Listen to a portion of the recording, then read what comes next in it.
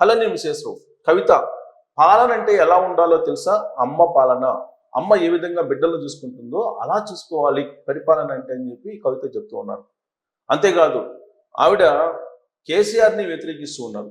ఉద్యమ నేతగా ఉన్నటువంటి కేసీఆర్ కావాలి, బీఆర్ఎస్ పార్టీ అధినేతగా అలాగే ప్రతిపక్ష నేతగా అవసరం లేదు అని చెప్పి చెప్తూ ఉన్నారు. పుట్టినిల్లు తీహార్ జైల్లో ఉన్నప్పుడు సహాయం చేయలేదు, మెట్టినిల్లు మాత్రమే హక్కును చేర్చుకొని అండగా నిలిచింది, అందుకే అంత క్రైసిస్లో కూడా నేను బయట రాగలిగానని చెప్పి చెప్తూ ఉన్నారు. సరిగ్గా ఇక్కడే ఈ పాయింట్ దగ్గరే కవిత గారిని అభ్యంతర పెట్టాల్సి వస్తుంది. కారణం ఏంటంటే ఇదే కవిత గారు తిహార్ జైలు నుంచి తనను బయటికి తీసుకురావడానికి బీఆర్ఎస్ పార్టీని బీజేపీలో కలపాలని చెప్పి నెగోషియేషన్ జరిగాయి అని చెప్పి అనౌన్స్ చేస్తారు ఆవిడ.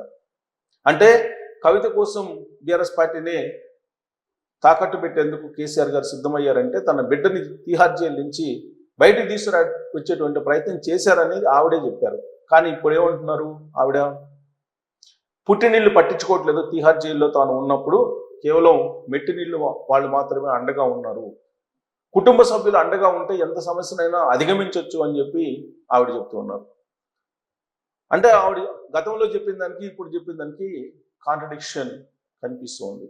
పైగా బండి సంజయ్కి సంబంధించినటువంటి కుమారుడు వ్యవహారంలో బీఆర్ఎస్ పార్టీ కుమ్మక్క అయిపోయింది, బీఆర్ఎస్ పార్టీ కావాలని ఇదంతా చేస్తుంది అనేటువంటి ఒక నెపం ఆ పార్టీ మీద మోపుతోంది.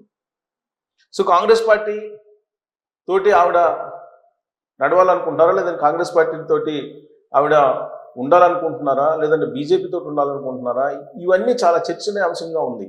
అసలు పార్టీ ఎవరు పెట్టించారని, తెలంగాణ రక్షణ సమితి ఎవరు పెట్టించారు, దీని మీద రకరకాలుగా మాట్లాడుకుంటున్నటువంటి సమయంలో ఆవిడ ఇప్పుడు కేసీఆర్నే కాదంటూ ఉన్నారు, కేసీఆర్ అవసరం లేదు అంటున్నారు.